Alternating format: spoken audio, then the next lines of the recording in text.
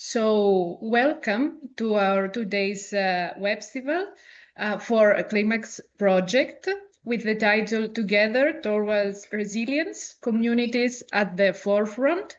Thank you very much for choosing us to start your day. And let's move to the next slide. So I am Athanasia Maria Tombolidi, your moderator for today. And I promise to guide you smoothly through our program and keep us as much on time as possible. Today we are here for something incredibly important, the power of the communities. So let's move to our today's agenda. First, we will have an introduction from our project coordinator, Del Tares, about the CLIMAAX project. And then, in the same wavelength, we will dive into the presentation of our policy officer, Sophie Berger, from the European Commission, who will explain to us why CLIMAAX is a key project for the Adaptation Mission and for climate adaptation in the EU.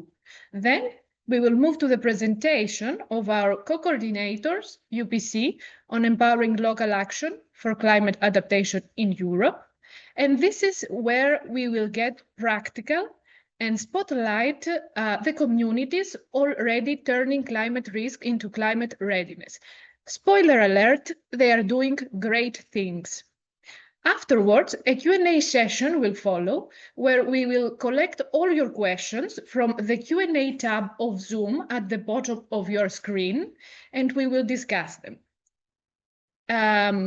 Please go back again to the agenda in order to talk for the rest. Then we will have a short e-coffee break in order to refresh our minds. And then we will close with the roundtable for bridging project and strengthening regions, share tools for climate resilience, where we will see how ideas meet action through the discussion between MIP4Adapt and our sister projects Transformar, Impetus, Nevermore, and P2R. So let's get started. Let's go to the next slide. Thank you. We would like to inform you that this session is recorded. And of course, in case you have questions during the presentations, you can drop your question at the Q&A tab at the bottom of your screen. So before we move to our first presenter, I would like to share with you a Mentimeter question in order to see how much awake you are at this moment. So if you scan the QR code, you can be redirected to some interesting ice-breaking questions.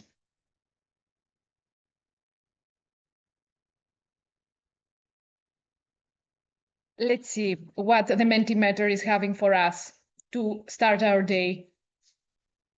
Please don't be shy, we would like to know. Italy, Germany, Greece, Poland, Albania, New Zealand, Belgium, Netherlands, Catalonia, Yemen, UK, amazing, Serbia, Turkey,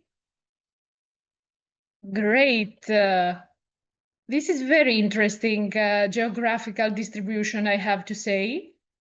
It means that our project is very interesting across Europe and beyond Europe. Great. We see prominent Greece and Italy. Turkey also, Romania, Spain. Great. We have also Taiwan. Good.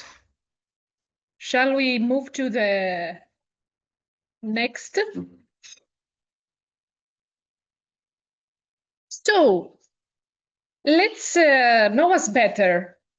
What's your role in climate adaptation? Are you a policymaker, researcher, practitioner? I see a huge answer from research field, but we have also consultants, we have policy officers, policy makers, educators, communication officers, enterprises, technicians, consultancy, media.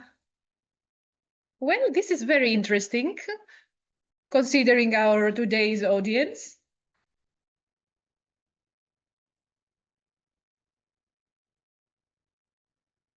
So researchers are the more dominant category until now. Policymakers and policy officers. Great. Let's move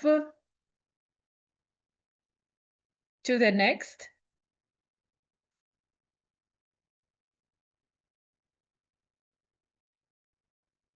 And now that we broke the ice and we woke up by being interactive, I will pass the flame to our coordinator from Deltares, Frederiek, Sperna Weiland. And Frederiek, the floor is yours. Thank you, Nancy. Yes, good morning. Great to see that you've come with so many and with so diverse backgrounds, we can already see. This is the final Webstival in a row of 3. And that is because CLIMAAX is also entering its last year next year. The first 2 Webstivals focused a lot on promoting the open call, introducing the context and the tools. And as you can see now from the agenda, we focus a lot more on the broader picture, setting the scientific scene, but also talking about society. I'm looking forward to 2 successful mornings, and I really hope you'll enjoy. Many of you may already be familiar with CLIMAAX, so I try to give a short overview of what the project is, and then we can jump over to the next talks as well. So next slides. Yes, and next slide. Well, the CLIMAAX project is one of the flagship projects of the European Mission on Adaptation, and we aim to support the mission in increasing climate resilience, working together with European regions. So there are 2 key components of the project. CLIMAAX developed a methodological framework to do the climate risk assessments. And we developed a toolbox, and this all to support over 60 European regions in doing their climate risk assessments. We started in 2023, and will end in February 2027. Next slide. So a very brief picture of the framework. You can see the nice cycle with all its components on the right, and I suggest if you want to know more, there's a very detailed subscription also on the handbook page of the CLIMAAX project. For me, it's a bit mixed up at the moment, but I'll continue talking and it will get clear in a moment. The main thing we aimed for with the framework is to enable coherent and consistent climate risk assessments throughout Europe. And to this end, we built on many European frameworks and initiatives that were already out there. And the framework was designed in collaboration with our regions. So first we had the pilot regions who reviewed everything we made, and then we tested it with the regions that are now participating. And I must say we made a great effort to simplify things, although it remains complex. I hope it's now useful really to the regions as well. So next slide. The framework is the first component. The toolbox is the second and the technical component. So here you can see the different hazards. At the moment you're looking at the wildfire hazard map, but there are also workflows and tools for other hazards like heat waves, floods, droughts, etc. The handbook has been online for 2 years now, and there are regular releases, and in interaction with the regions, we're improving it, we're providing support, and we're building on scientifically sound climate data sets that partly already existed in different data stores, like the climate data or the climate change service from Copernicus, the risk data hub, and climate adapt. Next slide. One key component of the CLIMAAX project is the cascading funds. So we received $12 million that are being overseen by UPC, who will be talking later today. And this is used for European regions to conduct their climate risk assessments. We had 2 open calls to which regions could apply. We received 382 applications from different regions. And in the end, we were able to fund 68 regions that are now conducting their climate risk assessments. Next slide. Such a climate risk assessment exists of 3 phases. In the first phase, they focus on the European data-based assessments. So that creates a consistent view, but it also gives you a first very rough overview of what's happening in your region. Now, all regions have entered the second phase, some of them even finalizing by the end of January already. And here there is time for more detailed climate risk assessments, integrating also local data, expertise, and models. And finally, they will work towards identifying adaptation options. Next slide. Finally, there's the community of practice. They will also have a time slot tomorrow, and they aim to connect both the regions within the project, but also the regions and the consortium with the wider European playing field, with other experts. And there are many events organized. So there is the LinkedIn page, the web page. You can connect and see what's going on. The main thing is knowledge exchange and ensure that our regions and our consortium partners are learning from each other. Final slide, I think. Yes, next. What did we see so far? It's been a great journey so far, and I think it's going to be even more successful when we can see the second round deliverables. What's great to see is that in the end, we're not the ones doing the actual work, doing the regional risk assessments, but the regions are doing that. And I think in most of the cases, that really leads to very well written and well done analysis and reported. So that's great. We hear back that CLIMAAX provides a European standard as a benchmark. So you can have the feeling that it's getting drier, but if that's confirmed by these data sets, that helps you when you're talking within your country with other policymakers. Finally, we also noticed that technical assistance is key. So we had many drop-in sessions, we have a help desk, and we're there to support not only the regions that are participating in CLIMAAX, but there's also sometimes to support other European regions. And finally, and that's maybe a drawback, we're working with European data sets, and especially when you're looking, for example, at a local flood, you may not recognize that flood on a map. So we're working towards more recognizable results for the end users.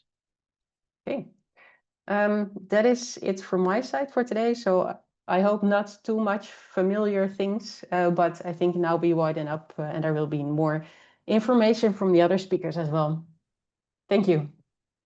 Thank you very much, Frederiek. You are an example of speaker. You kept exactly the 15 minutes that we gave you, and I would like to encourage from the start all the speakers to try to stay within the timetable. So please drop your questions in the Q&A tab. I would like to remind you after also the speech of Frederiek, and I think we can move on to our keynote speaker. Our presentation is ready. Perfect. Let's get full screen.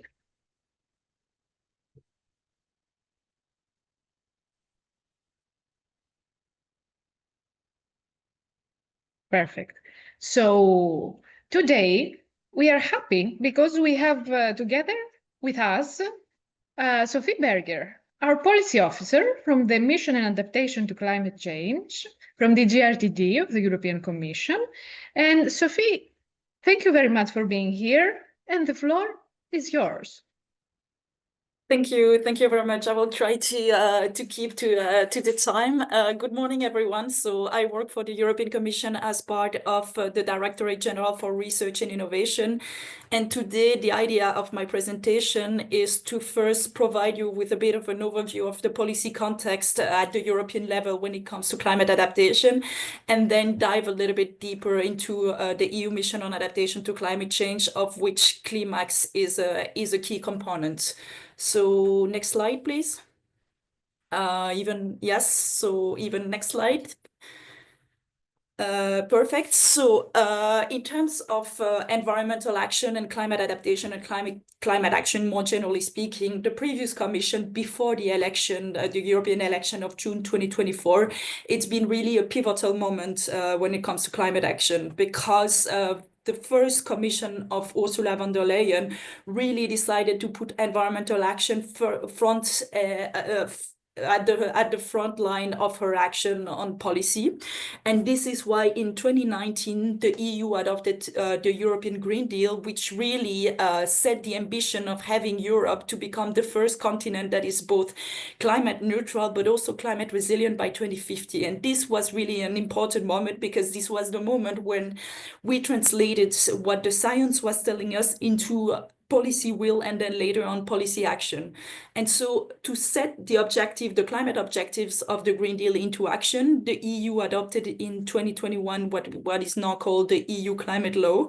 And while most of it is focused on climate mitigation, this is normal, because traditionally the EU has mostly been acting on climate mitigation, there is one very important article, which is Article 5 on adaptation. And this article mirrors also a little bit the what is in the Paris Agreement. And what is important in that is that it says that adaptation in Europe needs to be coherent, that it needs to be mutually supportive, that it needs to provide co-benefits for other sectors, and also adaptation needs to be better integrated. And then what it does also, this climate law, is that it sets things in motion, because it requires the member states to regularly to first of all produce national adaptation plans and national adaptation strategy, but also regularly revise them. The EU climate law also said that the EU had to adopt a revised adaptation strategy, which was done in 2021, where it sets its vision on how the EU should be adapted to the unavoidable impacts of climate change by 2050. And we will dive a little bit more on that on the next slide. And so really the idea is that on the one hand, we have mitigation, so we have to avoid as much climate change as possible, but climate change is also a new reality, and we have to make sure that our society will be able to face the new impacts of climate change. And so the strategy rests on 4 different pillars. The first one is that adaptation needs to be smarter. So that means that we need to improve knowledge and we need to manage uncertainty. And this is especially relevant in this context, because this is exactly what CLIMAAX is trying to do, trying to provide better data to have in decision-making related to adaptation that is based on science, that is informed. The second one is that adaptation needs to be more systemic. So we need adaptation across all levels, across all sectors. It needs to be really mainstream. And for that, nature-based solutions are a key vector because of the multiple co-benefits. And then the third one that is really important too in the European context is that adaptation needs to be faster. And this was something that is regularly reminded to us, for instance, when the IPCC released its report, or when the first European climate risk assessment was published. It is that we are making some progress on adaptation, but the problem is that we are not keeping up with the mounting risk. And so really we need to step up action. Then the adaptation strategy relies on the fourth pillar, which is less relevant in this context because it is about stepping up international action. And this has to do with the Paris Agreement negotiations. And I'm not going to spend too much time on that. So next one. The thing is, so that means, as I said in my previous slides, that the previous Commission from 2019 to 2024 was pivotal for climate actions and more specifically on climate adaptation. Now, the priorities are slightly different, but it doesn't mean that the European Commission has completely forgotten about climate change. Quite the contrary, it is more that now we are in implementation and it's no more the time to have things in the political discourse. However, there is still this reality that the European economy and society are not prepared to the future and current risk. And so this is why we will, as European Commission, step up action when it comes to climate adaptation, because we want to make sure that we trigger transformational change when it comes to climate adaptation. And so next slide. And this is why, as part of the political priorities of the current Commission, so between 2024 and 2029, there will be what used to be called the European Climate Adaptation Plan, but now is called the European Integrated Framework for Climate Resilience, that will be released. And so the idea with that is really step up action, and I'm going to come back to that. But before that, as I think it is quite relevant for the audience in here, is that as regularly with those important policies, there is a process in place. And so the idea is that this piece of policy will be adopted by the end of 2026. There was over the summer a call for evidence, and we know that a series of projects have contributed to that. But I want to highlight, very important here, is that there will be a public consultation that will open before the end of the year, and that will be remain open for 12 weeks. And so you will have the possibility to contribute to shaping this policy, which I believe is relevant for you, because if you are participating in this webinar, it means that you are interested in adaptation. So next slide. It is a bit of a moving target, but still here, what we can say for now is that this European Integrated Framework for Climate Resilience will be based on 5 key components. The first one is that there will be a proposal for a legal framework for climate resilience to really establish effective multi-level governance. So that means really setting into law. So it is quite ambitious, some obligation for the member states to really regulate how we do effective multi-level governance on climate adaptation. There will be a pillar on competitiveness and innovation to move really from reactive adaptation to more proactive, to show that climate adaptation is a business opportunity. And on that note, I would like to say that the Mission on Adaptation is currently having an innovation challenge under the European Innovation Council to really help small companies and startups to scale up adaptation solutions. Then the third pillar will be on finance and insurance, because this will be key to finance adaptation and to step up adaptation action. The fourth one is going to be on deploying resilience by design across sectors and policies. And in practice, that means mainstreaming climate adaptation, because climate adaptation is going to need to take place in everywhere, basically, and because climate change is affecting every aspect of our lives. And then the last one is about empowerment and to help citizens and businesses to understand their risk. And to that extent, CLIMAAX is also, I can see that as a possibility for CLIMAAX to have some influence in that pillar. So next slide. So now in the second part of my presentation, the idea is really to present you a little bit more about the EU Mission on Adaptation to Climate Change and the role of CLIMAAX within the mission. As we saw in the policy context, we have a very ambitious goal of making the EU continent climate resilient continent by 2050. Through the climate law, we know that member states have to regularly revise their adaptation strategies and plans. But at the same time, reality tells us that most of the impact of climate change are felt and are going to be felt at the regional and local level. And those are the regions and the local authorities, those are the entities that will need to do most of the actions. And so in an attempt to really bridge this gap between the EU with a high level ambition and the reality of the regions and local authorities, the EU launched the EU Mission on Adaptation to Climate Change. Next slide. And so the goal of the mission is to support at least 150 regions and local authorities to become climate resilient by 2030. And here something that is important is that while the adaptation strategy talks about the whole continent, it talks about 2050, here we're talking about a subset, but we're talking about 2030. And so the idea with the mission is really to work with a subset of regions and local authorities willing to try harder to show the way, to innovate, to show the way. And so the mission is meant to be place-based, systemic, and inclusive. And next slide. And it is to have faster and more informed adaptation. It's really based on science and policy interface. And so with the mission, we have on the one hand a portfolio of 60 for research and innovation project funded Horizon Europe. And each project is targeting a specific aspect of the mission. And then on the other hand, we have managed to engage a series of regional and local authorities. And at the beginning, we issued a call for expression of interest, offering to regions to sign a mission charter where they commit to work towards the objective of the mission. And we were hoping to get 150, and we got 326. So that shows that on the ground, the mission is really resonated with regions and local authorities. And then the last element here that is important is that we have research and innovation on one hand, we have policy, so together they can lead to adaptation that is faster, but then we have Mid for Adapt in the middle that is trying to make sense out of that and trying to bring a bit of coherence between all the different activities. And so they have a very important role of coordination between the project, between the regions, between the project and the regions, to communicate, to monitor, so really bring all of the activities of the mission under one umbrella. Next slide.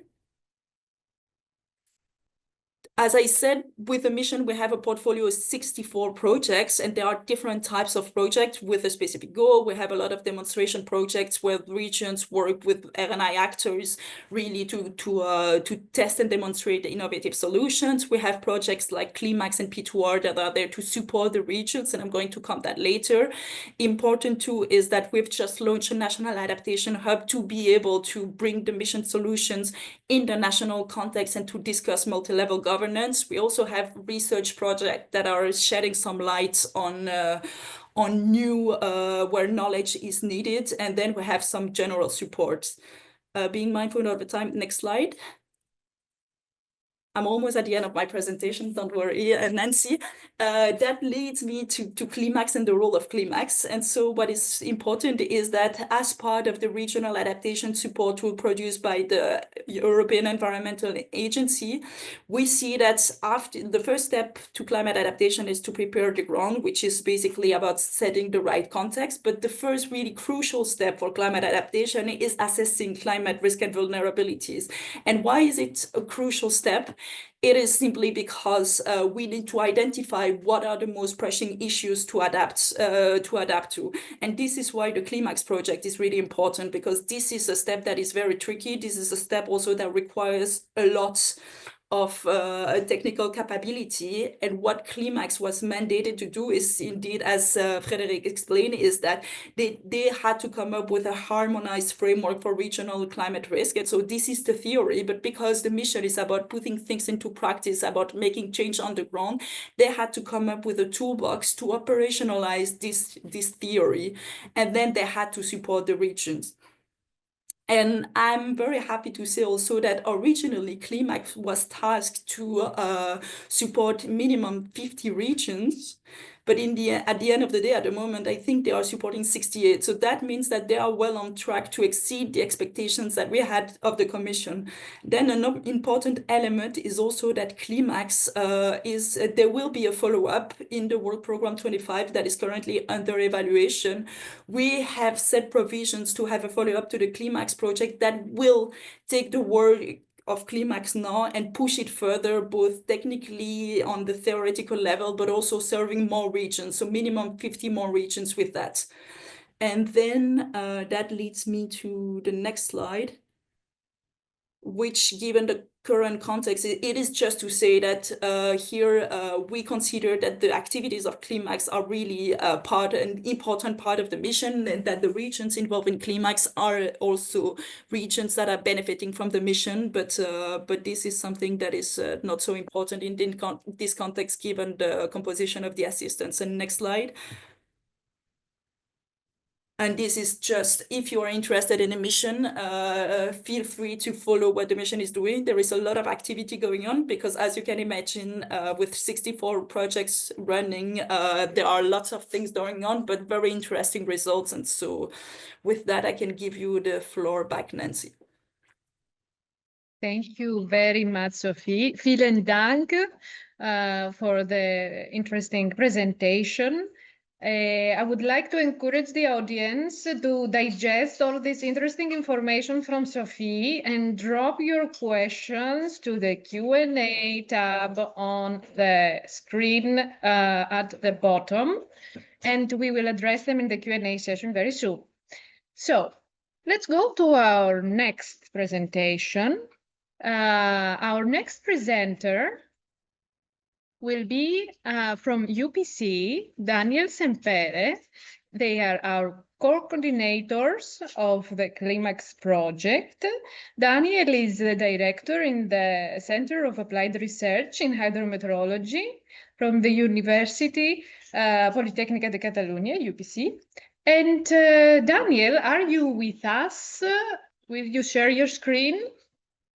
Yes, but I think I need to get out and get in to present. I think I need to do this. Just a few seconds, I will do it.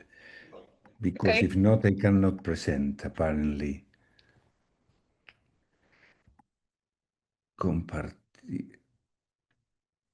We can see your presentation. Yes, okay, perfect. If you can see, that's okay. I was thinking that no. Hello, I'm very glad to be here to explain a little bit about what we have done in this compiler, because in fact the project has two pillars. The first is the development of the tools, the framework, and the toolbox that are the tools that CLIMAAX has prepared. And then the second pillar, as commented by Sophie, is this support to the third parties and the involvement on CLIMAAX of third parties that we have run this important task up to now, and now we are doing this support to these external partners that have joined CLIMAAX to do their climate risk assessment. Let me go.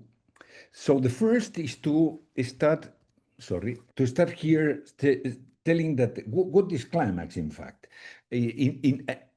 At the end, what we want is to transform climate science into local action. This is the purpose of the project. This is the purpose probably also of many projects in the mission.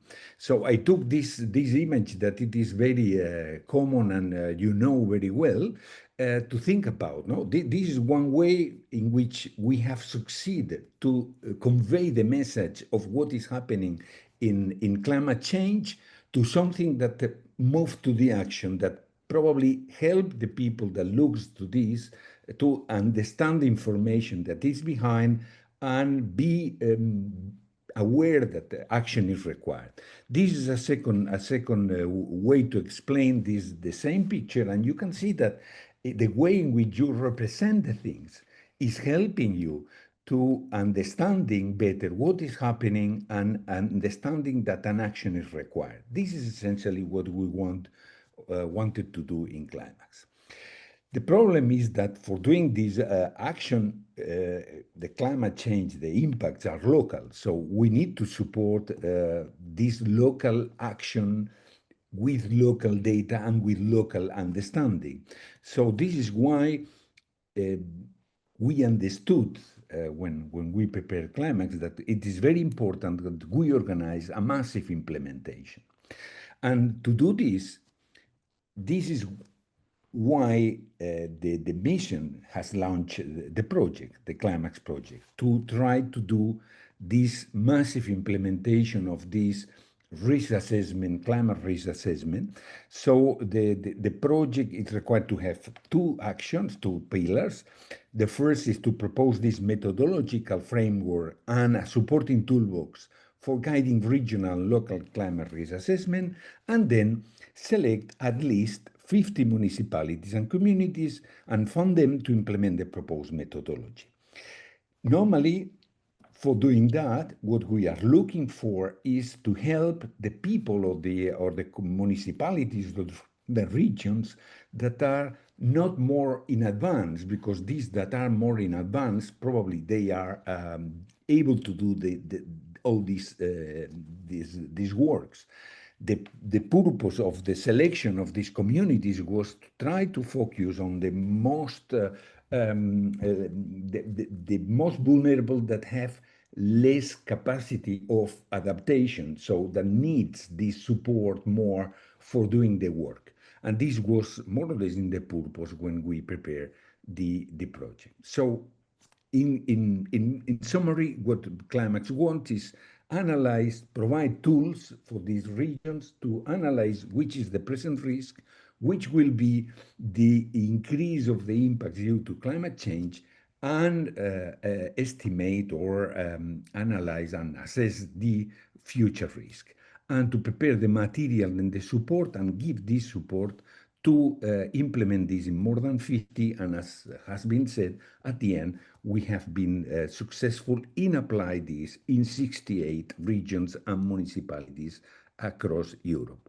The idea is that this support will help them to understand the adaptation to the change of these impacts related to the risks for management and planning, but also for this climate adaptation support tool that has been developed under the mission Climate Change Adaptation.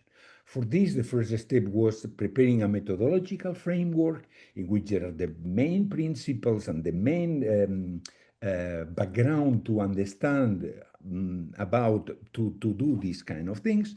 And then this framework is helping us to advance in this climate adaptation process, from the preparing the ground to adaptation to identifying the tools for do this climate risk assessment.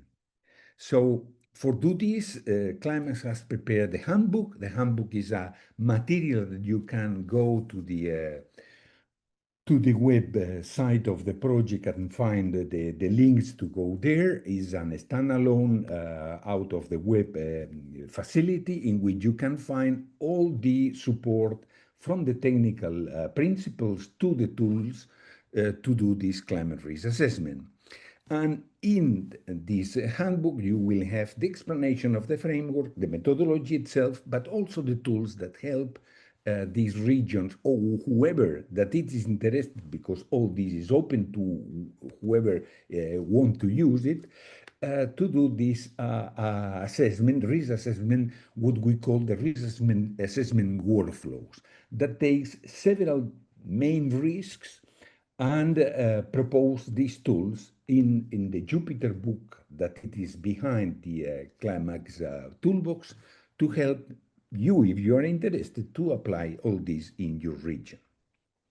There is 11 operational workflows for 7 hazards. That means that we cover a variety of hazards with the different assessment methods and scenarios that include largely driven variability. But this is behind what is done, and this is accessible. And what is most important to me is that it is something that can evolve with time and with the experience. And this is proposed by the CLIMAAX consortium to the community, to all of you, as an open tool. And then we can be together at identifying which are the aspects that should evolve, and making progress with experience. The essential of the idea on any one of these workflows, essentially for all these hazards, is that we are able to propose methodologies to assess the increase of the impacts for this particular hazard, and then provide some tools for make a graphic output of the results. Essentially, what we are is comparing the past and comparing the future, assessing which is the change in the impacts you can expect for this given hazard in your region, and then with this complete the climate risk assessment. The workflow implementations has been done during the first part of the project and allow the newcomers, the third parties, to be together with us doing this kind of applications. You can go to the CLIMAAX toolbox. It's also in the website of the handbook, and you can enter into the details. There are descriptions, there are explanations, but also there is the code in Python in which you can or run the code as it is or try to improve and adapt the tools to your location. Second part, we have launched 2 open calls. This was the way in which we have selected the regions for the applications, and essentially we have selected the best of them with some criteria, and it turns to be 68 regional and local applications, and the average grant, because we had an envelope of funding to be distributed, has been 180 kilo euros per grant. These participants have the mandate to do 3 deliverables. The first deliverable is to apply the common methodology following the toolbox, and this is what has been done up to now. We have received the second call deliverables of this first phase in September, and we have finalized the evaluation. Now we have only a few that have been requested to improve because the quality was not matching the standard level required. The others are already over this phase, and we will have these last revisions, let me say, at the end of the month. So we think that at the end of the month we have been completed totally the first phase of these regional and local sub-projects for the first phase. Then we will move to the second phase. The first participants that started in the first call have like 6 months of advance, so that means that they have been working for a while, and they will present the second deliverable on January next year, 26, and then we will start with the second phase. The second phase essentially is the refinement of the climate risk assessment done in the first phase using the toolbox proposed by CLIMAAX, but integrating local analysis, let me say, with local data and even local knowledge that they can have. And this is really a second very nice step, because it will move all of us towards the next step. Then there will be a third deliverable at the end of the project that will be the exploration of local adaptation strategies. For the open calls, we have been following this sequence. First, it was an application, then the evaluation of proposals, a selection of early adopters that are the ones that we selected, and then the agreements, the sub-project agreements. This has been the work that has been done up to now. This is also finalized because now we are essentially doing the applications, And to let you know a little bit more of the details, we have had initially 69, but now 68 because one was withdrawn. But this is more or less the figures of the two calls. We have in total 68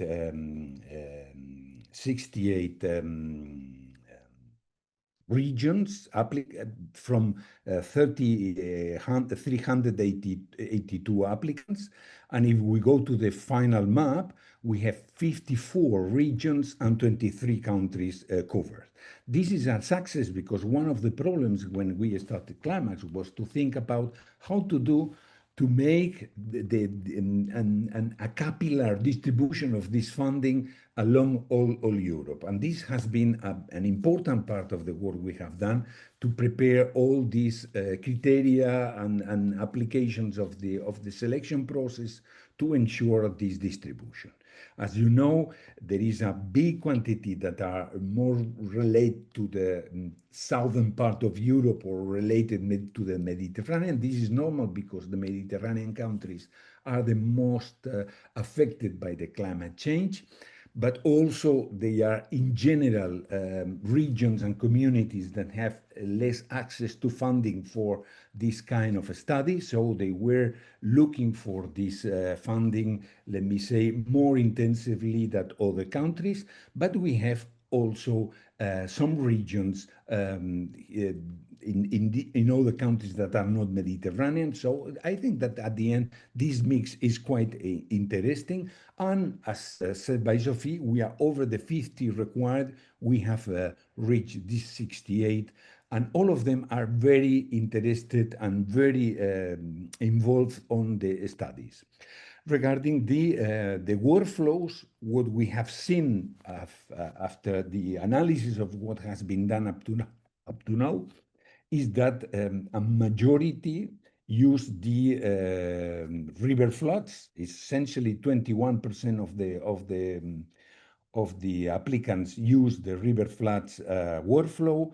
Then we have a difference that it is covering all the others more or less quite in a similar way. Urban heat waves based on Euroheat, extreme precipitation, wildfire are the three following, and then we have some that use the relative drought, agricultural drought, urban heat waves, and the second wildfire, more demanding approach because it's machine learning approach based. This is the most used workflows. And then if we go, one of the things that it is key in the next step is to explore how to convert this toolbox, that it is the first version, let me say like this, into something that will be useful for the supporting not just the regions and communities of CLIMAAX, but in the general vision of the mission to everyone that it is interested. For this, we are now working on the deliverables, analyzing all the deliverables to understand the needs and requests that these regions that are our implementers told us to learn how they use this toolbox and the limitations and the ideas they have to improve. So it's very important to work with them and to use the next months to understand which have been the results and also the recommendations from them. This is why we organized past June the workshop in Barcelona, the CLIMAAX workshop in Barcelona.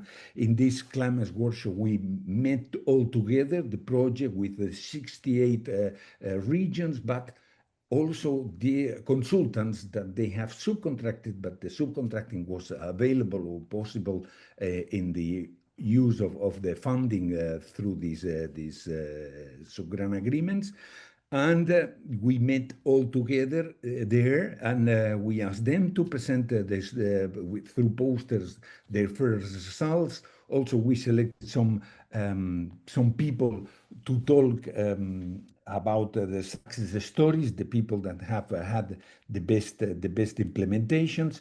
It was a nice opportunity to see all together the powerful community we have created in the project, and also to understand by first hand which are the results and which are the difficulties they have experienced. Let me say that at that moment, only the first part has been completed, the first deliverable. Now we have the second part completed, the first deliverable. We have a capacity of analysis that it is much bigger than at the moment, but this is something that we are just starting now. From January, we will have the second deliverable that is a second effort from them, that it is adding local information. And from this second deliverable, I think that it will be the opportunity to learn much more about which are the possibilities for evolving what we have done up to now, evolving the tools, evolving the framework, and improving the methodologies we have proposed.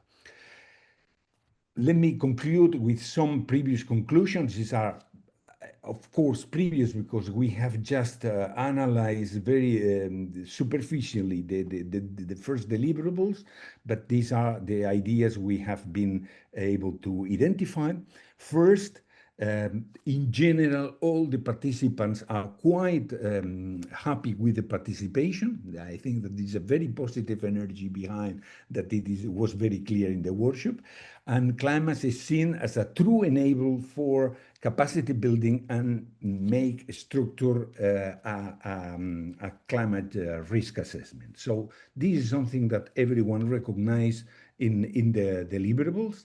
The workflow structure gives a clear entry point for inexperienced regions. This is important. What we have done, the tools we have proposed, are especially for the people that are a little bit behind, not the most advanced regions and communities, but there are plenty of them that require this support.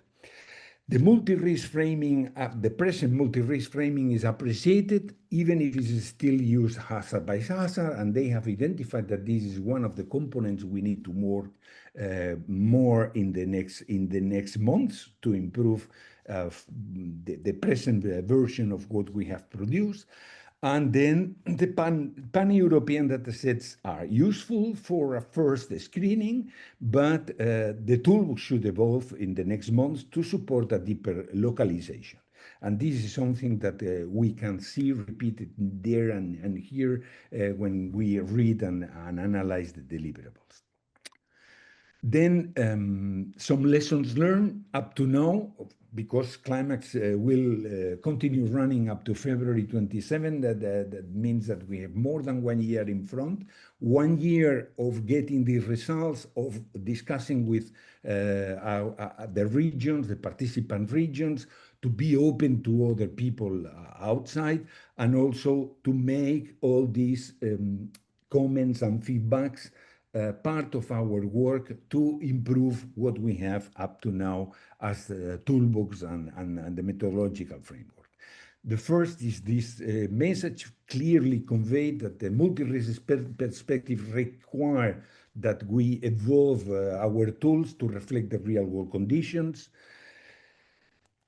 An important point is that the vulnerabilities are probably the weakest point in what we have proposed. So we need to improve the vulnerabilities estimations. They remain the least developed component of the present climate risk assessments, and probably we need to work in looking how to try to improve these estimates or these assessments related to vulnerability.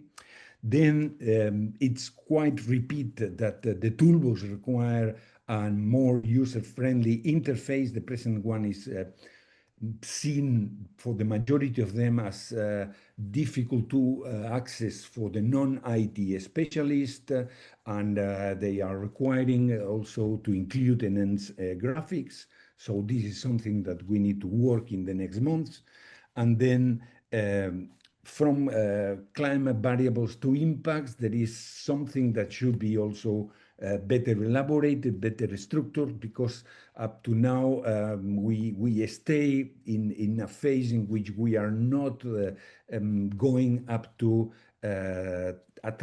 full translation from the climate model outputs into impact-oriented actionable indicators. This is something that is commented by the several ones, and I think that we need to make also an effort there.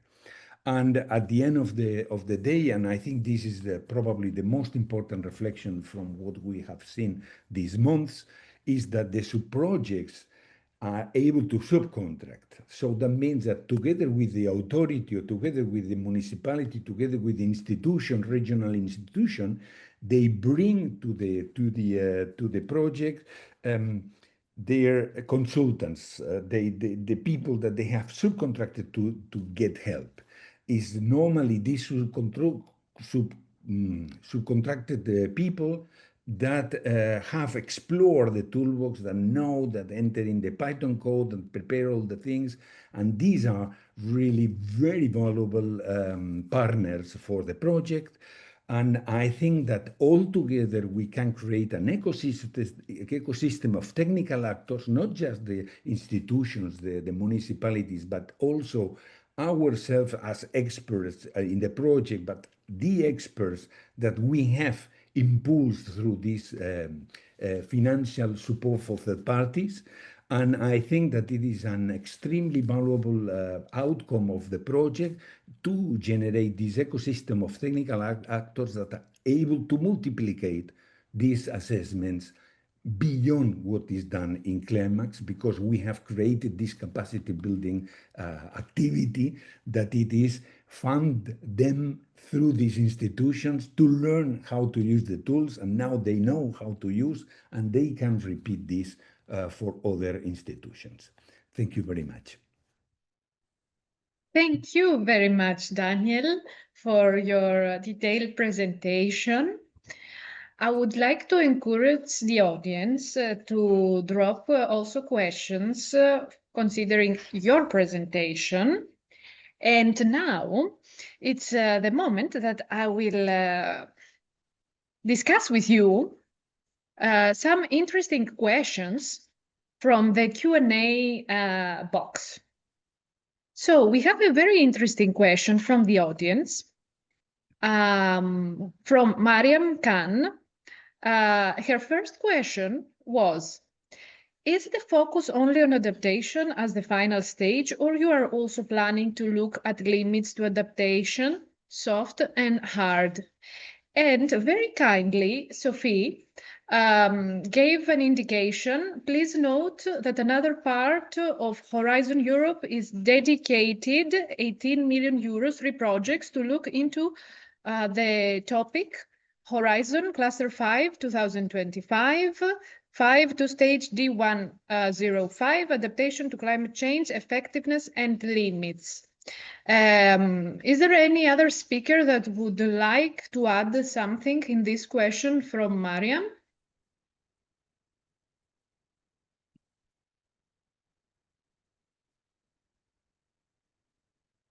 No? Okay, I move on to the second part of the question of Mariam.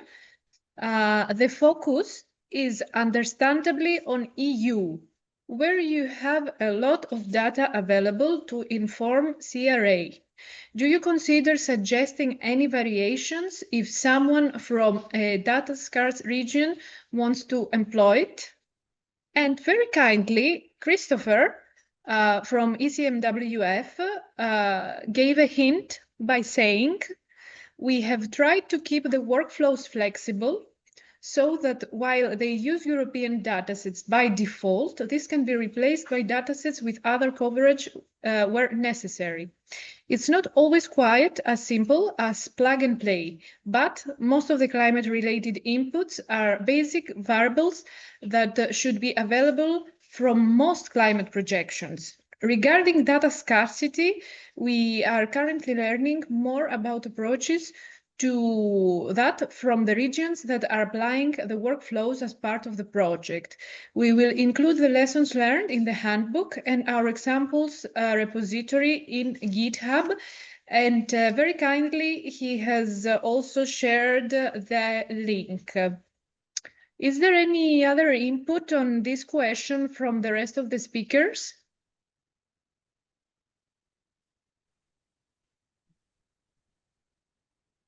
I think indeed Christopher is perfectly right, that especially in data scarce regions, the data sets and tools available provide a very good first impression. There is a possibility to integrate some of the data. In the end, you will require some ground truthing, even only by experience or past experience, but the data set provides a nice starting point in that sense. Thank you, Frederiek. Next question under Mariam's text.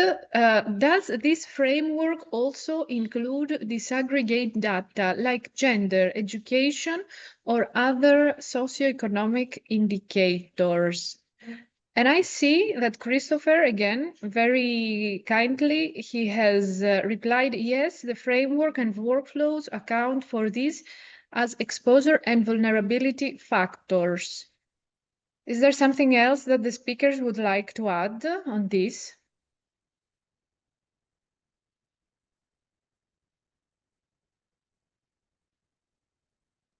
No? Frederiek? Yes, indeed. So also this part, the vulnerability data is based on European data sets. One of our partners, VU IVM, prepared even a condensed data set of vulnerability, social vulnerability data. In the end, when you're doing your assessment, you better know the status of your country. You're aware of what local data is available. So combining global data sets with local data sets is really valuable here to improve it. Thank you very much, Frederiek. And also another smaller question from Mariam, ideas to link this to L&D. Do we have any comment on that? I was in doubt on the L&D.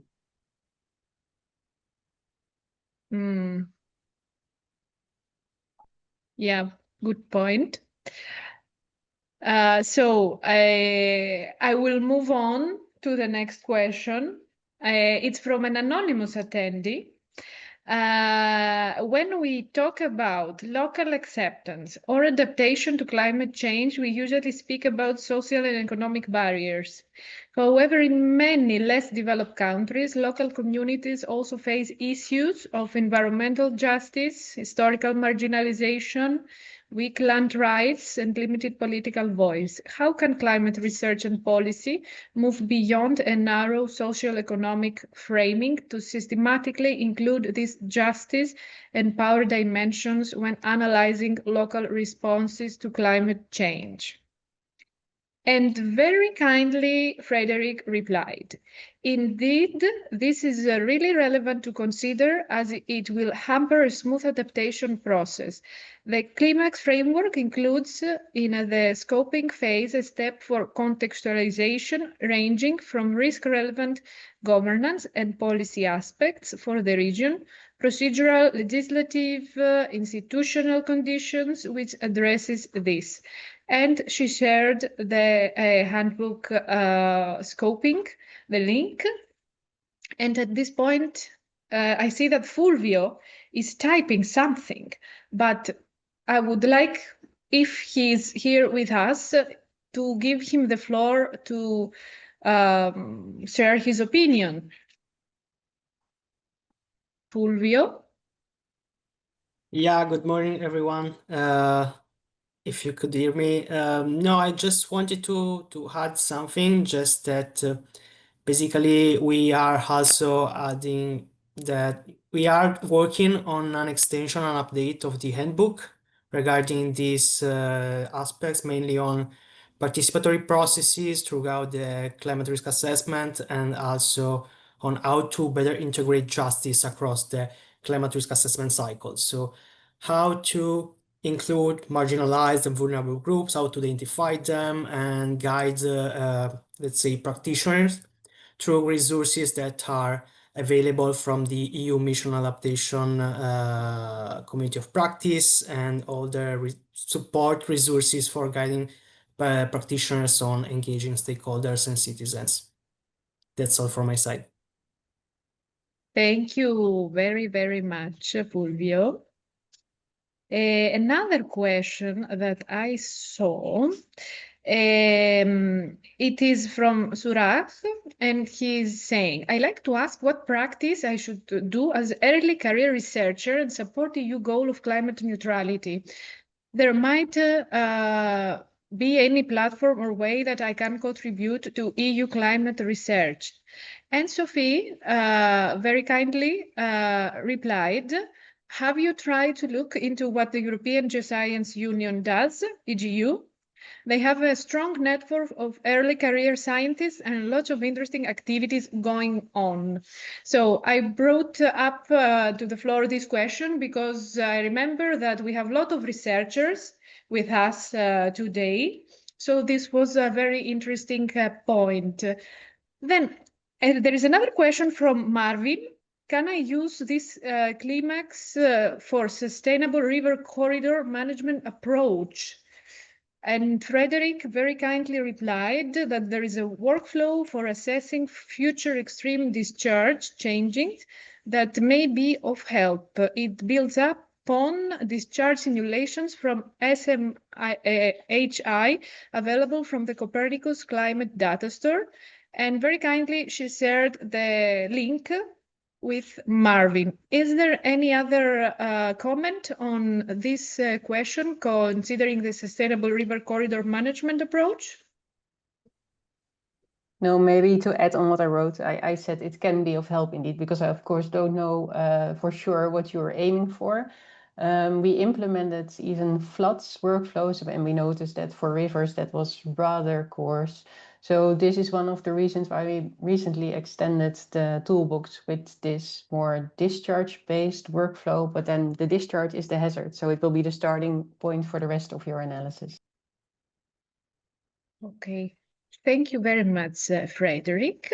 And I think that considering our Q&A session, we can now close the Q&A, but before we go for our e-coffee break to do some stretching, we have a Mentimeter for you to be sure that you are still alive and with us.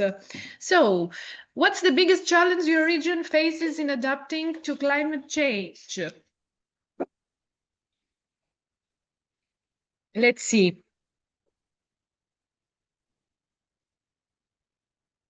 What the audience will reply.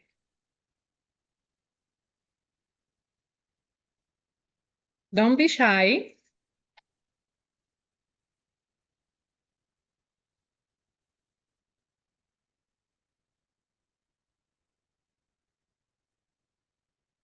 Flooding. Infrastructures. Political courage. Lack of collaboration. Wildfires. Politics and political commitment. Lack of collaboration. Cooperation with research and awareness. Developing damage models. Longer heat waves. We already see that the most prominent word is politics. Interesting. Extreme floods.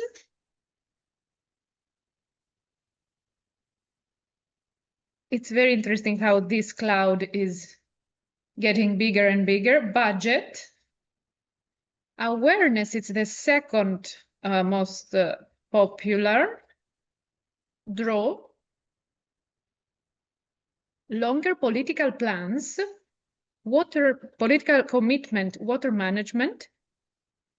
Local data accessibility. education, long-term funding, aging population. Okay, there are a lot of challenges that, as we can see, they are not only in one field. So once more, we see that climate adaptation is a phenomenon that it's hugging a lot of fields and needs to be curated in a holistic way. And let's go to the next. Which CLIMAAX elements are most important for your work? Adaptive capacity, awareness,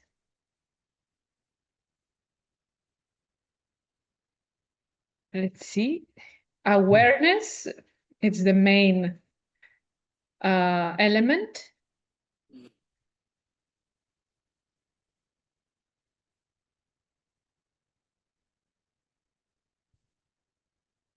Let's see if we will have more feedback. Tools, scientific support, science policy link, financing mechanism, risk assessment, methodological framework, adaptive capacity, interregional collaboration, financing mechanism, data, and the most prominent is still awareness, scientific support, funding, and risk assessment. Okay, do we have something else in our Mentimeter? Or we can move on to our coffee break. And now the moment that all of you were waiting for. E-coffee break for a little bit of stretching, a little bit of cleaning our minds, and we are coming back in 15 minutes. 10:30, please try to be back because we have a very, very interesting round table with MIP for Adapt and our sister projects. Stay tuned.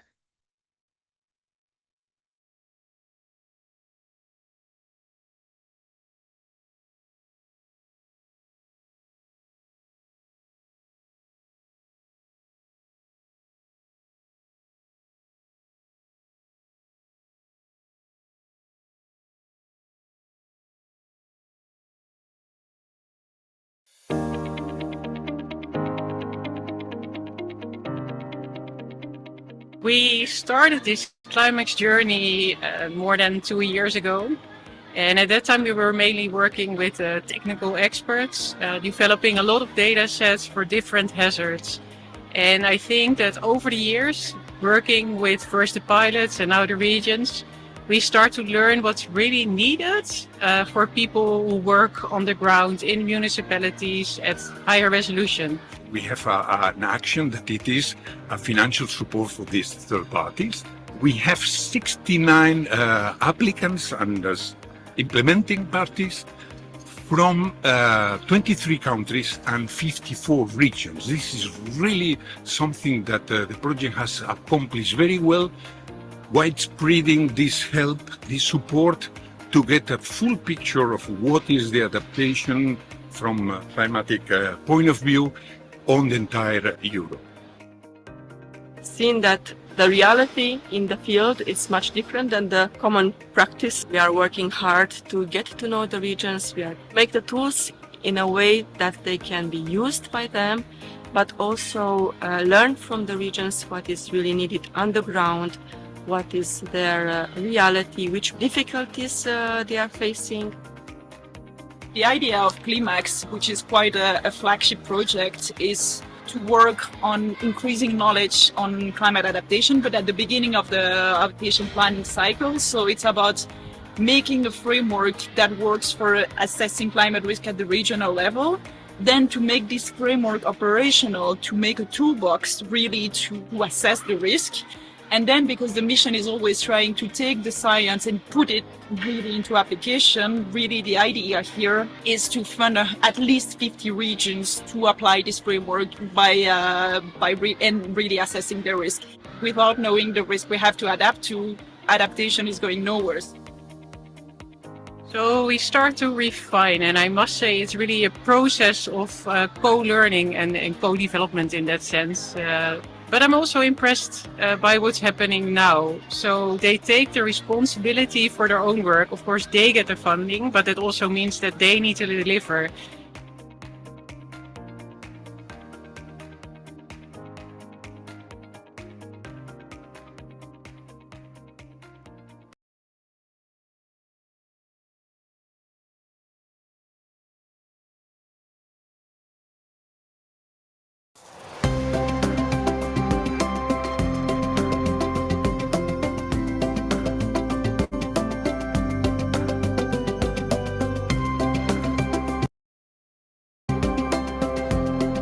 CLIMAAX is important for civil protection of Catalonia because we are able to improve our knowledge of these risks, forest fire, heat waves and flash floods, and also floods in the urban area, especially because CLIMAAX is the opportunity to identify the new scenarios of impact in the near future, to understand how these scenarios in terms of impact are going to change or now at this moment have changed.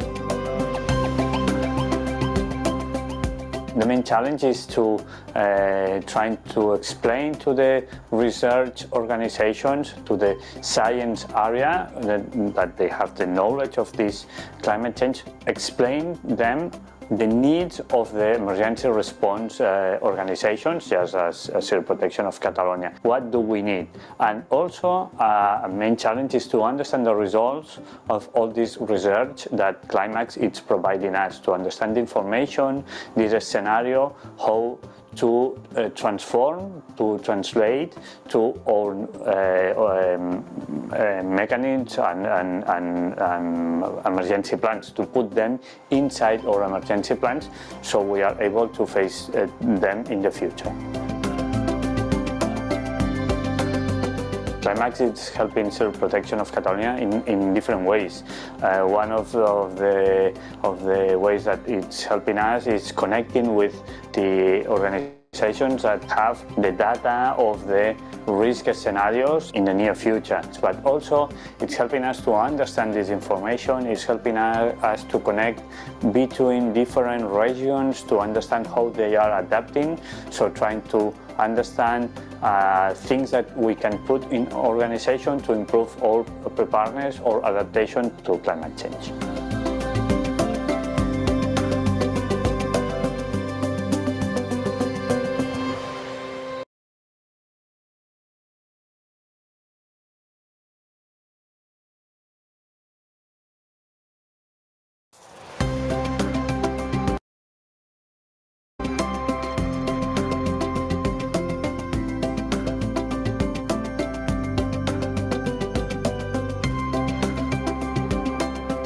Our main motivation joining CLIMAAX was to improve our local climate risk assessments. We saw CLIMAAX as an opportunity to access new tools, methods, and technical support. Our expectation was to better understand local vulnerabilities and strengthen adaptation planning.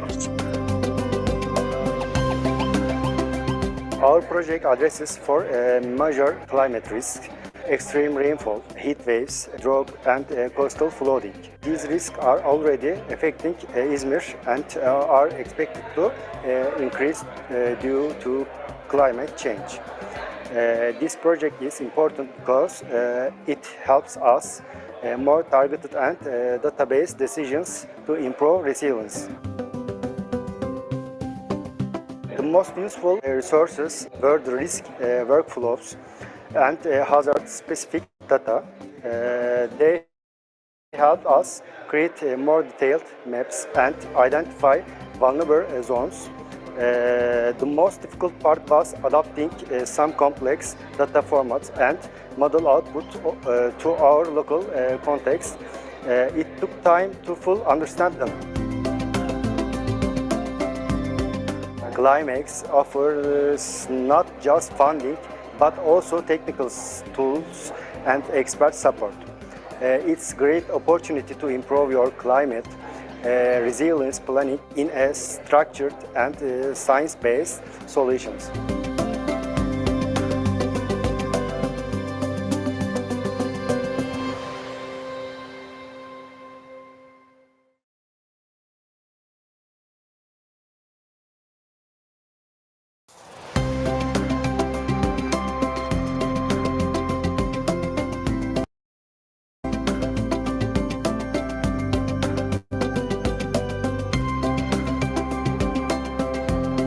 We are motivated because we have a lot of small municipalities. In our region there are more than 500 municipalities, and many of them lack capacities, expertise or financial capacity.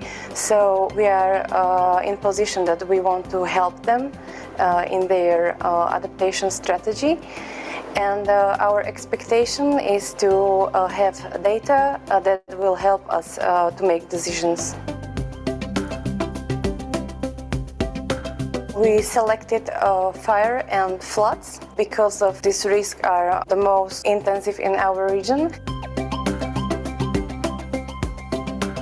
The main challenge was the data interpretation. We realized that the data interpretation depends on stakeholders and future use.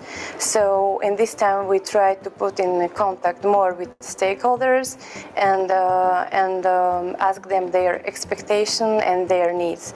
And in the next phase we will face this challenge. We expect that the CLIMAAX project will help us prioritize investments in our regions, because now it's more ad hoc or not very coordinated. And for example, we also want to optimize intervention capacities in risk management, and we hope that these results will help us to have a look on the risk in our region and compare it with disaster risk management plans. The lesson that we have learned is that we need to pay attention at the balance between data analysis and the stakeholder engagement, because it's a long way to resilience.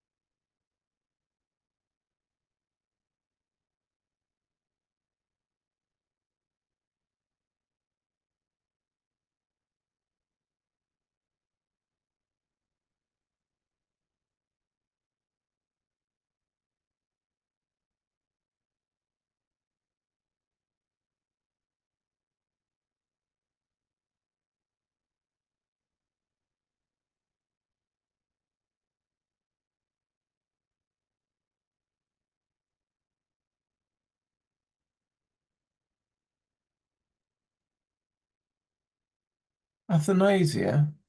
Yes, I Richard. can hear you. It had just, the last video went silent, so I was just worried that my system had somehow failed, but no, it's... No, it wasn't you. It was to our end. Okay, good. Oh well. Thank you for spotting it. Good morning. Good morning, Richard. Good morning. Good morning, Thomas. Hi, Thomas. Hi, Ivan. Hi, Jan. Hi. Good morning. Morning. So we have 1 minute. No, 1 minute. We are starting our roundtable, bridging projects, strengthening regions, shared tools for climate resilience. So let's go to the next slide to see the gentleman we have with us today. So we have with us Mr. Richard Smithers, Technical Director, Climate Adaptation, MIP4ADAPT representative. We have with us Dr. Jan Kool's, Research Coordinator from University of Antwerp, Transform R representative. We have with us Thomas Sketch, Senior Advisor for Climate Neutral and Resilient Regions from Climate Keys, P2R representative. We have Dr. Iván Ramos Diaz, researcher from Cardiff, from Nevermore project representative. And I don't know if Josep Pijuan is with us. He's you're here. Good. Digital agriculture researcher from Eurocat as Impetus project representative. So at this point, I would like to encourage all the speakers of this round table not to be shy and feel free to share their opinion with each other during the discussion of the questions. We would love to have an interactive dialogue that in the end will be an added value for the audience. Please keep it in mind. So, my first question will go to Richard. Dear Richard, thank you very much, first of all, that you are today here with us to represent MIP4ADAPT. And secondly, I would like to know your opinion on the following question. What is the most effective strategy or tool MIP4ADAPT has used to support climate adaptation in regions, and why did it work? Okay, look, many thanks for inviting me. It's great to be able to contribute.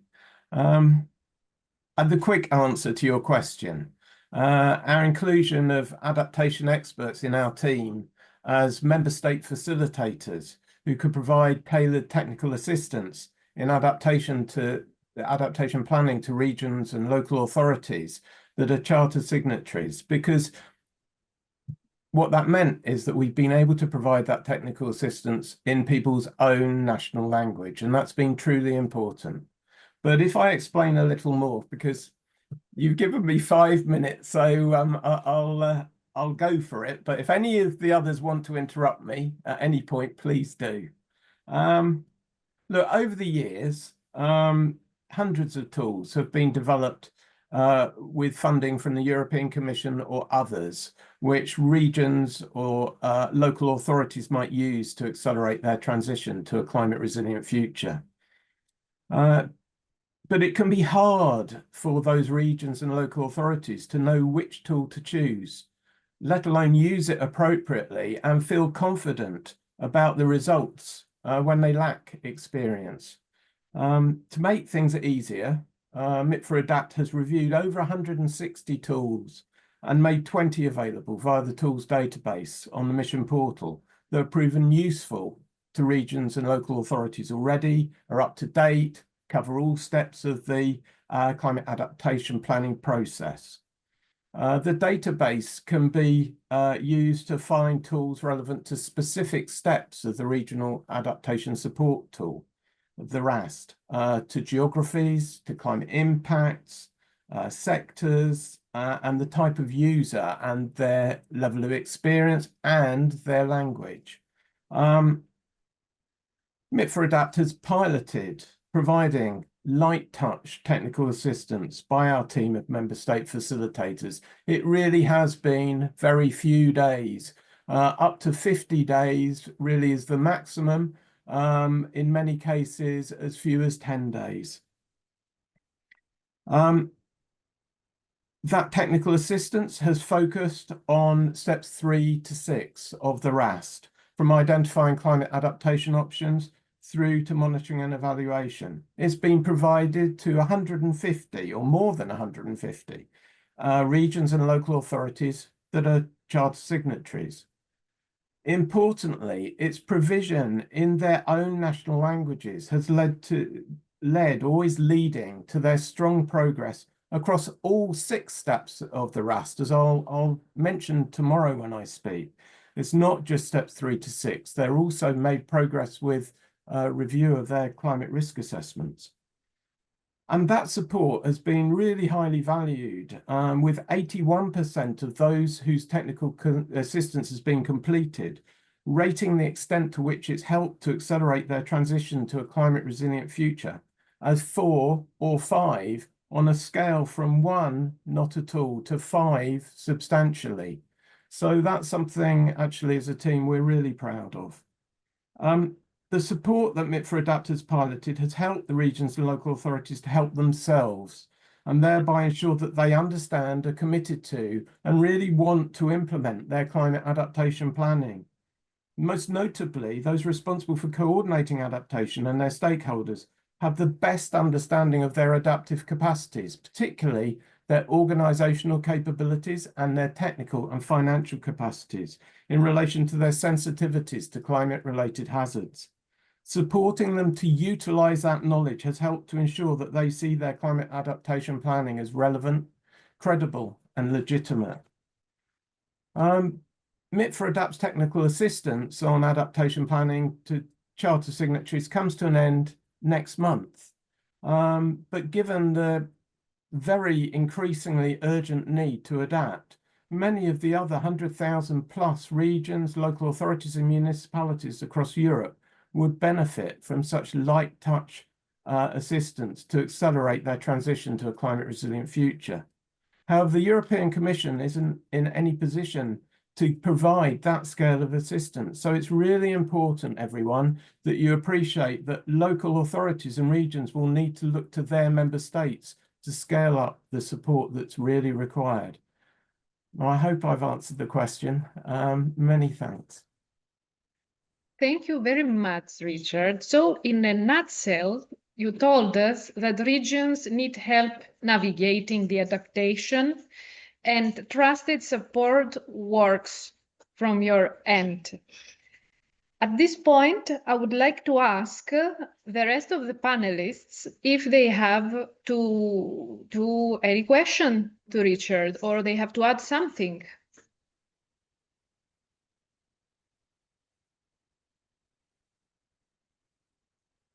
No? Okay, then. Can I just say, Athanasia, your summary is good, but I think the most important thing is that we've been able to do this in people's own languages. It's really important. Some of these words are really difficult for people. Sensitivity and vulnerability, actually the same word in lots of languages. So trying to actually unpick this and help them to understand is being hugely important. This is a great point, Richard, and especially if you want to be heard at regional level, to speak the language and translate important terms, I think it's the key. I see the hand of Thomas. Thomas? Yeah, thank you very much. So excellent response, Richard. I think this really nailed one of the very, very important added values of what you have managed to deliver through MIP for Adapt. So really great. You could emphasize that once more. I have one question, sort of in your experience in providing this technical assistance or support, how important have you seen the need to actually focus also on the enabling conditions? So one is the step of the rusts or the step of, the whatever transformational process that the regions will have to undergo to get to resilience, like the adaptation and options or the assessments before, et cetera, et cetera. But I think from what we see in Pathway to Resilience is that sort of building the capacities of the regions and actually and provide enabling conditions to go on these paths is so important as well. So including finance or data, access to data, mobilizing data, governance, stakeholder engagement. So maybe you can say a few words about sort of how that was focus of yours, and like what lessons could you draw from your experience over the past 3 years? Look, I think it's a really important point, and what we faced, and I'm sure we all face, are regions and local authorities who often only have one person responsible for climate adaptation, or a small team. There isn't the political will. There isn't really, you've said it, all of you, there isn't the awareness. So what's been really important about the way, I think, about the way we've gone about our technical support is helping these individuals to spread their wings by engaging and involving stakeholders from across their local authority, encouraging them through their stakeholders to involve citizens, building that political support. In terms of funding, I'll be very provocative, I guess. I don't want to use the word controversial, but is that, funding starts at home. Adaptation isn't another sector. It's something that needs mainstreaming. We've all got our own money as individuals, as organizations, as local authorities, regions, and countries. We need to remobilize that to address the new needs, and of course that does mean going to the same old funders who also need to rethink what they're funding. But I don't think that in terms of an enabling factor, thinking that we can find new money and put climate adaptation in its own asset class really helps. Yeah, I hope I've answered a little bit. Thank you. See also a hand from Jan. Yes. Well, good morning, everyone. So so I'm talking from Transformer. I'm not going to give my whole talk like now already, but I thought for Adapt, the adaptation stories were also like interesting, like the good practices, like sharing good practices, stories from a particular region and what they do in adaptation. So I guess it helps for other regions, but also the regions we worked with. It also gave them, I think, a bit of a boost of confidence. Like it's not what we do that is worth sharing. Like a lot of regions have the idea we don't do anything special. We are like just like a poor region that doesn't know much. So that's to say it like provocative. But by the chance to give them the chance for an adaptation story, it looks like that. Well, they also do something useful, but I meant it boosts their confidence, I guess, as well. Yeah, they're really popular. It's really brilliant that so many mission projects have encouraged their regions to and local authorities to contribute adaptation stories. I hope it continues. Perfect. Also, Sophie sent the link to the stories in the chat. And now I think we are ready to give the floor again to Jan, now that he's warmed up enough, with the next question.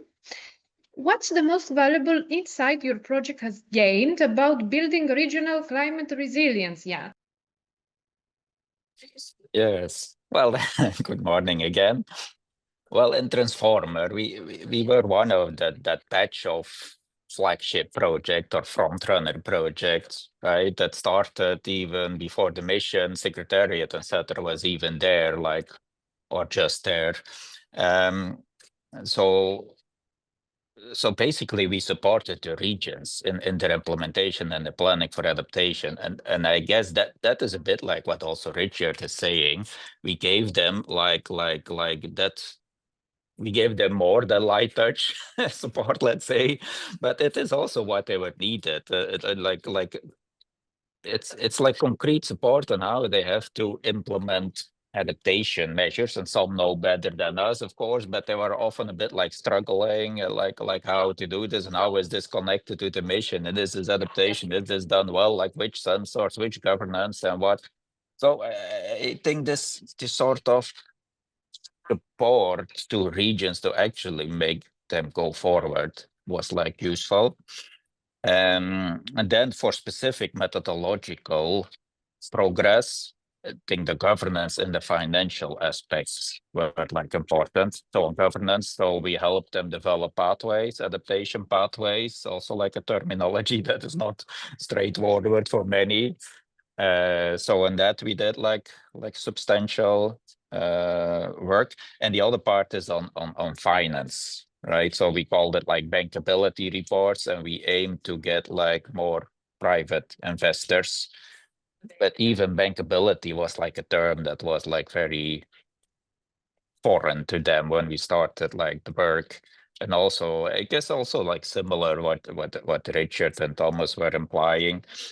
There is like a lot of finance in their country and in Europe and in their region, but it's often adaptation is seen as something new, and they have to find new money. So, and indeed, this integrating in the sectors where they are already, it seems like difficult. So they want to solve adaptation on their own in a way with few people that they have, because there is often not much staff. So that brings the finance topic again to the governance arrangement. Because if you have a way in cooperating with your other sectors, with your other people, within your municipality, within your region, within your country, it's often a complex system, right? Even to know all the other people in your country seems like difficult for many, and we also invested a lot to get to know them. Yeah, so governance and finance, that is my main issue in a way that we need to progress, and that we did in our transformer case studies.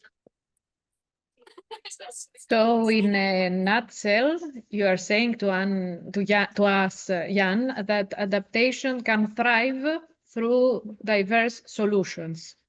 Regions can innovate brilliantly when they are given space. And if you blend smarter the EU level guidance and the region specific approaches, it's an essential way to be efficient. At this point, I would like to ask the rest of the panelists if they have to add something on Jan's input.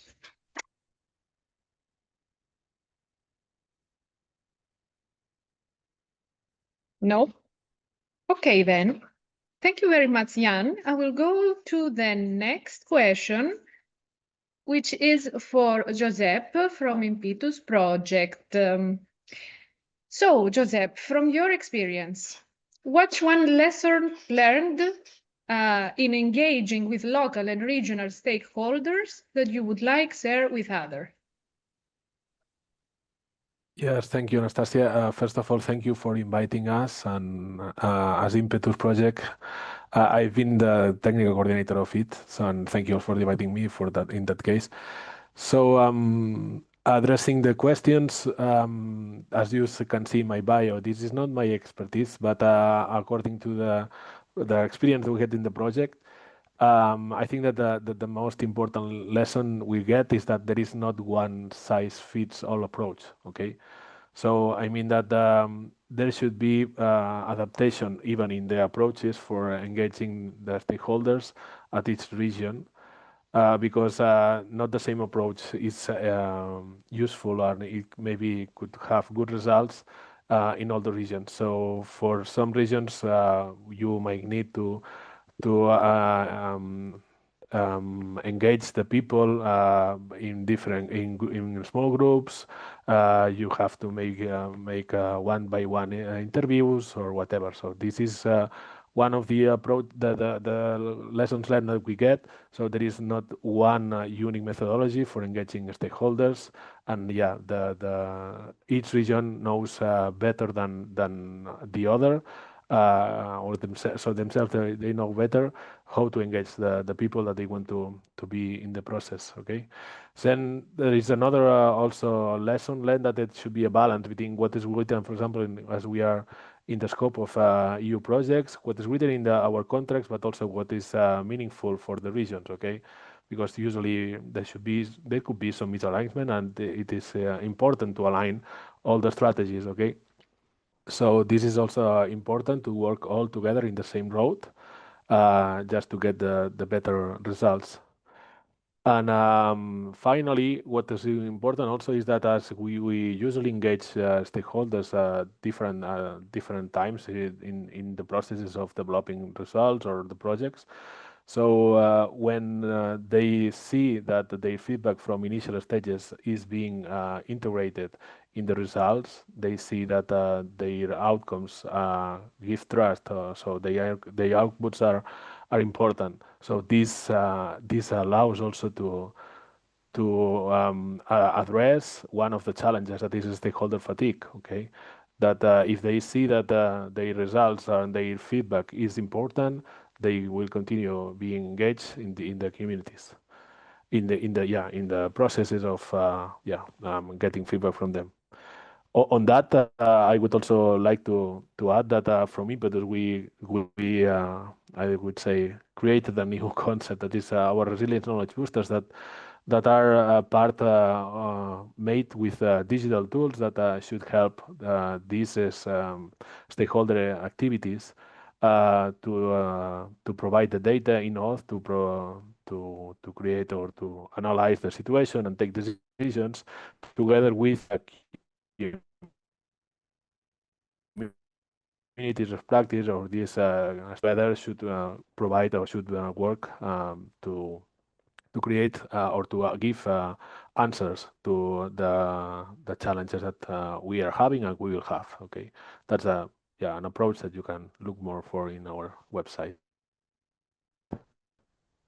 This is a very interesting input, Josep. And that's all, I think, from my side. Thank you. So, in other words, effective engagement has no one size fits. The stakeholders' engagement must adapt to the local context. This is what you shared with us. And in the end, what we are aiming for, to build something that will last beyond the project lifetime, that the stakeholders will feel motivated to follow after the end of a project, the activities that this project brought into light. So at this point, I would like to ask the rest of the panelists if they want to, I see a hand from Richard, thank you, Richard, to say something to Josep. Yeah, Joseph, I share your perceptions. I mean, we have faced in Europe, and indeed Ricardo faces regularly beyond Europe in our work, very varied attitudes by regions and local authorities to engaging stakeholders, and particularly citizens. I mean, citizen engagement is something that regional local authorities can find quite frightening. I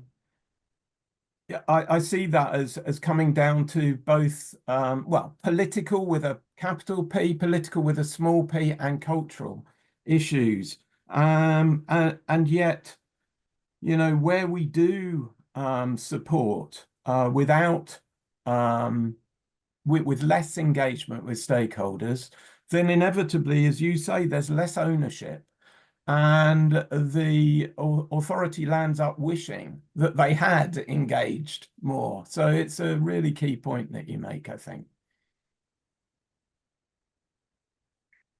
And I see also a hand from Iván. Okay. Hi, good morning.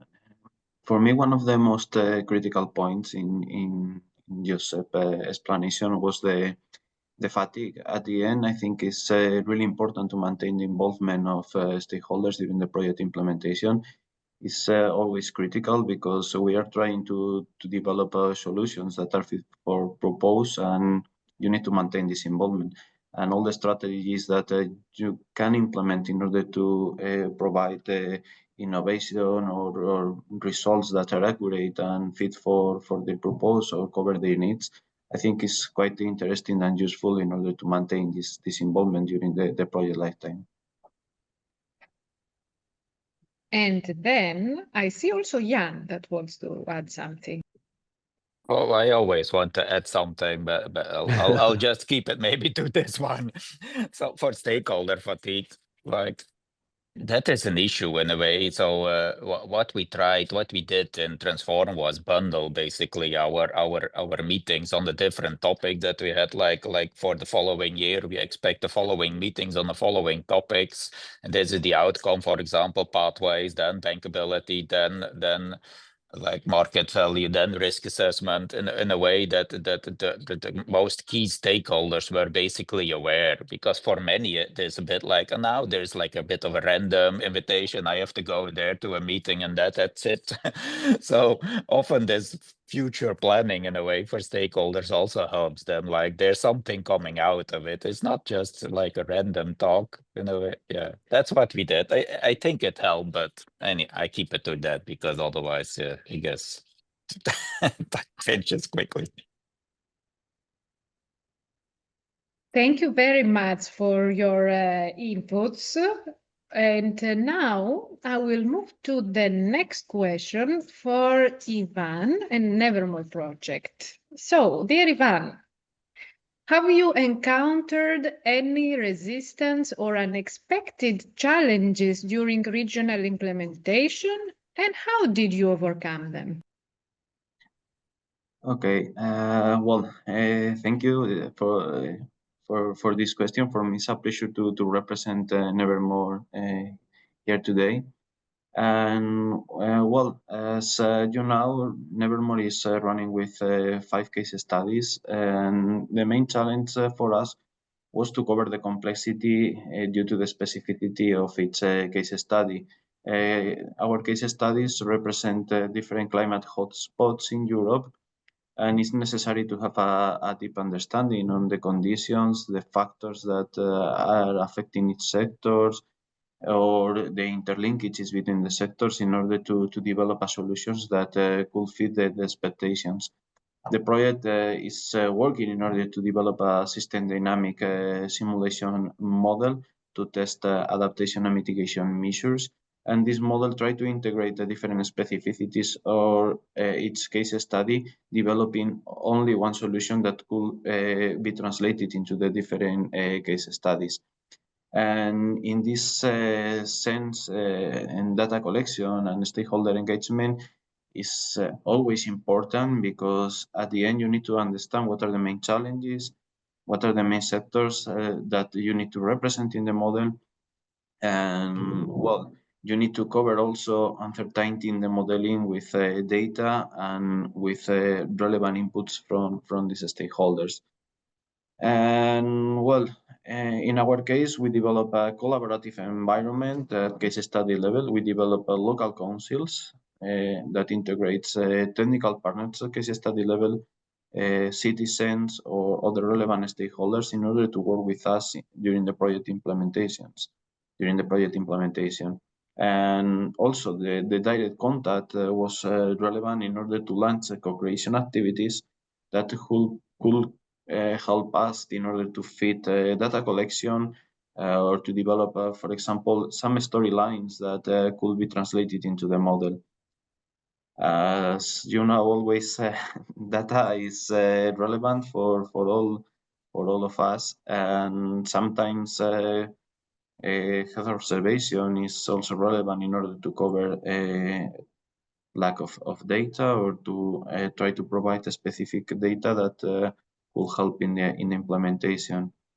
And finally, from my side, I would like to put the relevance of an implementation of a common data model environment in order to integrate all the specificities under the same ontologies of data that could be translated across case studies in order to provide or ensure the replicability of this solution for the future, and generate a data model that could be translated to other regions.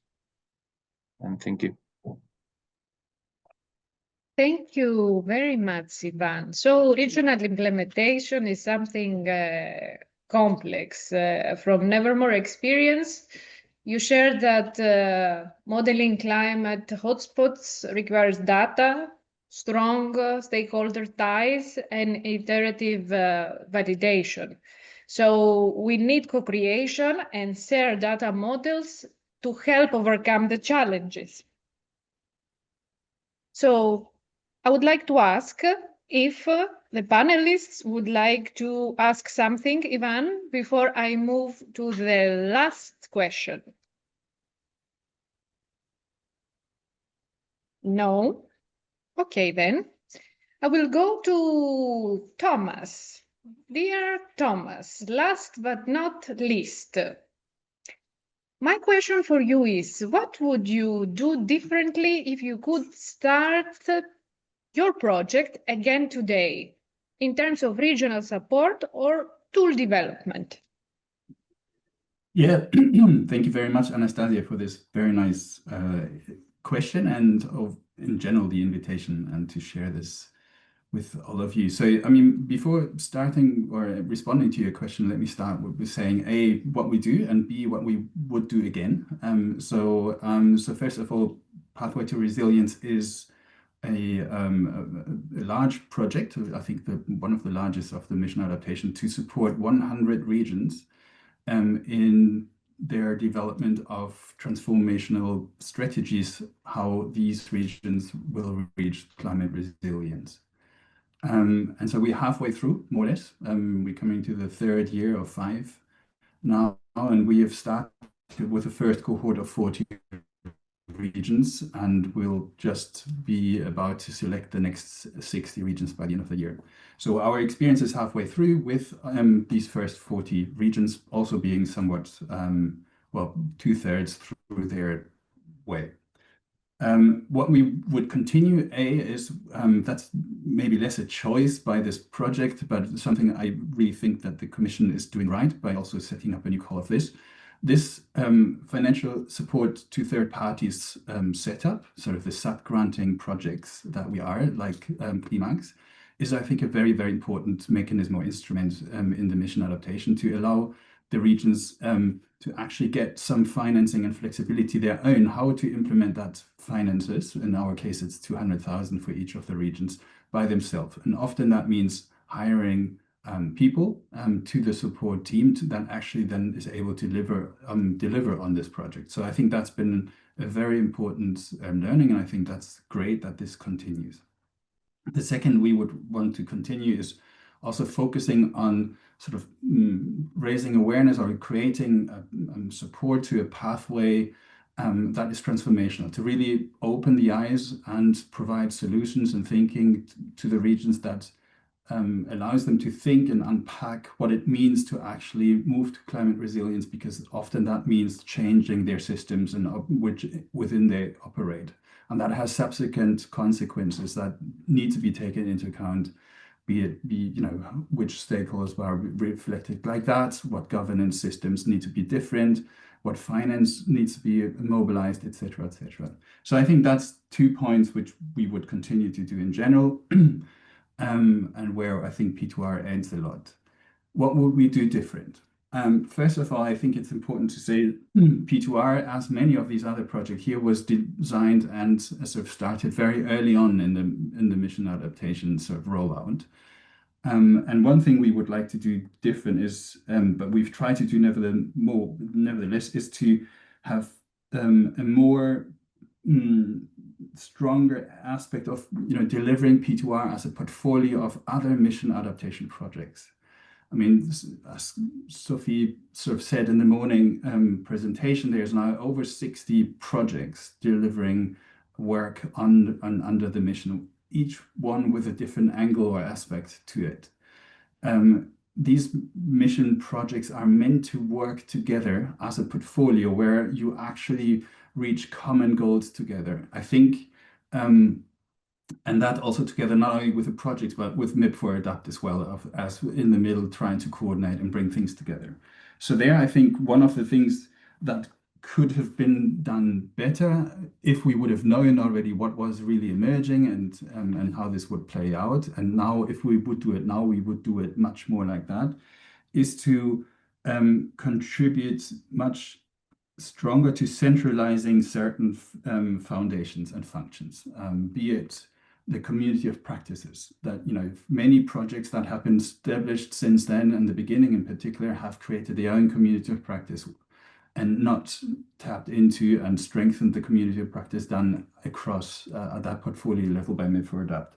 Similar, we have all increased and done our own toolboxes, and now we have 67 toolboxes out there, and not one central one.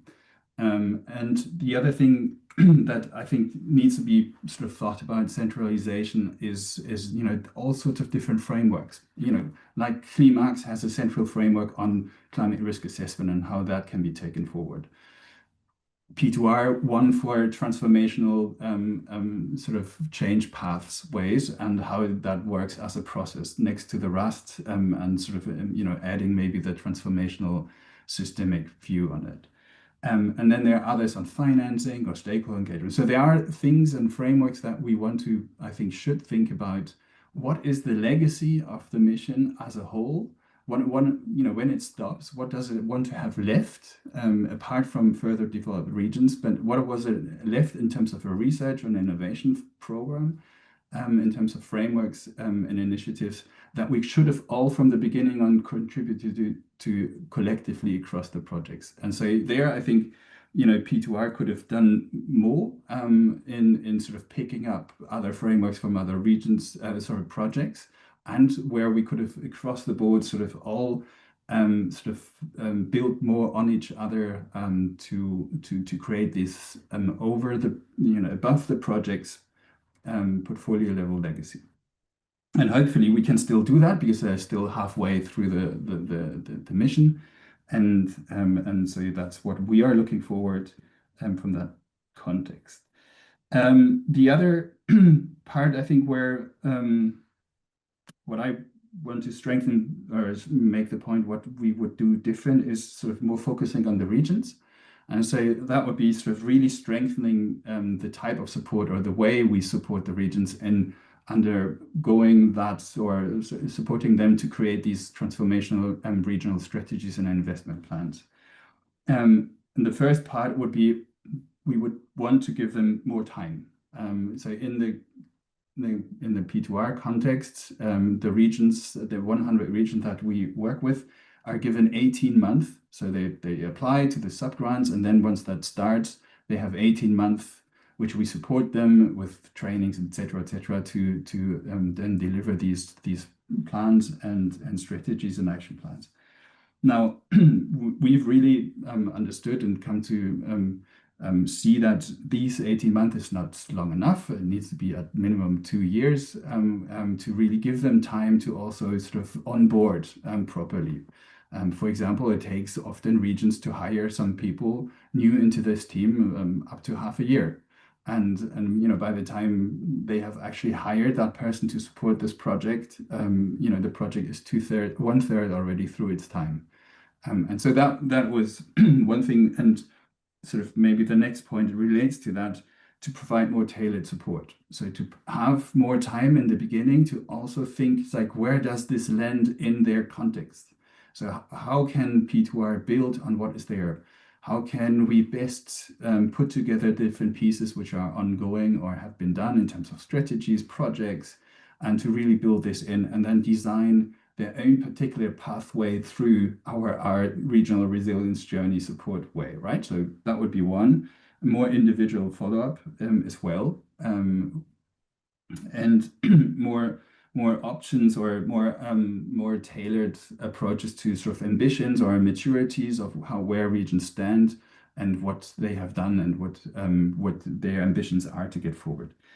Now, all these are a bit on the dream side as well, because there's a limited resource also from our side what we can provide. But I mean, these are the main points where we would have put more emphasis if we could have. And luckily we could, because there was a second call for sort of a similar project like P2R to be set up again, as Sophie mentioned also for CLIMAAX. There's also a P2R follow-up project coming. And so we've put all these kind of thinking in that kind of design of the P2R Plus, as we call it, proposal. So crossing fingers, maybe that will go ahead as well. So these are my 2 points what we would have done different. Thank you. Thank you, Thomas. It was very interesting. So you told us that more time, more guidance, closer collaboration also across the different initiatives. So I see that Richard has a question. Well, it's a comment as always rather than a question, but yeah, Thomas, that was a brilliant answer. I just feel very passionately that all of us involved in the mission, not just MIP for Adapt, but everyone needs to try and make sure that the whole is greater than the sum of its parts. And that's what you've talked about. And it's really brilliant to hear. And it's fantastic how so many of the mission projects are seeking to do that. Almost all of you are members of the mission community of practice now. You're have been and increasingly being very active in terms of the thematic working groups. And Thomas, you've been brilliant in seeking to align your own deep dives with that. I think in terms of tools, you know, we've made a start. Regions and local authorities are overwhelmed by the number of tools. What we've sought to do is filter them down to 20 that we think are really important. But Resilience Plus will take that forward, and they will continue to build that mission toolbox. And I think that is ever so important.